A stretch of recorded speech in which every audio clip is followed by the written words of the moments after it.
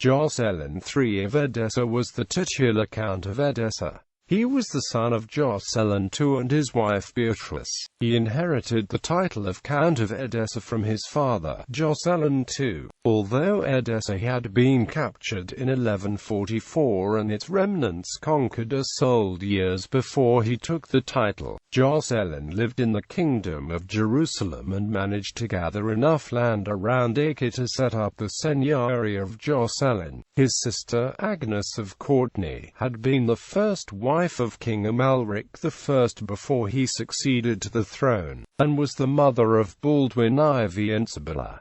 In 1164 Joscelin was taken captive by Nur ad-Din Zengi at the Battle of Haram. He remained a prisoner until 1176 when Agnes paid his ransom of 50,000 dinars, probably with support from the royal treasury. His nephew Baldwin then made him seneschal of Jerusalem. He faced some rivalry from the king's paternal kindred, led by Raymond III, Count of Tripoli. In 1180 Joscelin went as an ambassador to the Byzantine Empire, after the betrothal of Princess Isabella I of Jerusalem to Humphrey IV of Turon that year. The Turon estates passed to the crown in exchange for a money fief. Baldwin IV granted part of them, Chastelneuf, to Joscelin, and awarded Agnes an income from the usufruct, or produce, of Turon. Agnes died in late 1184, a few months before her son. In 1185, Joscelin became guardian of his young great-nephew, Baldwin V, while Raymond III was regent. Raymond feared that, if he were the child's personal guardian, he would be blamed if he died in his care, because he had a claim to the throne himself. Joscelin, as the king's maternal grandmother's brother, had no claim, but rather had strong family interests in keeping him alive. Additional support came with the arrival of Baldwin's paternal grandfather, William V of Montferrat, from Italy. However, Baldwin seems to have been sickly, and died at Acre in 1186.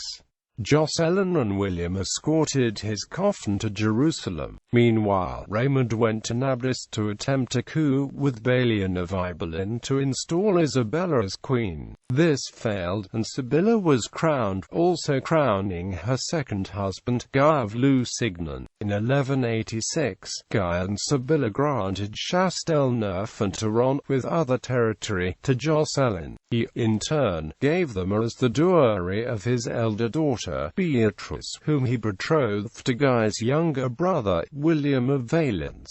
Her younger sister, Agnes, was to marry one of Guy's nephews, but if Beatrice died while still a minor, William was to marry Agnes instead. At the Battle of Hattin in 1187, Joscelin commanded the rearguard with Balian of Ibelin.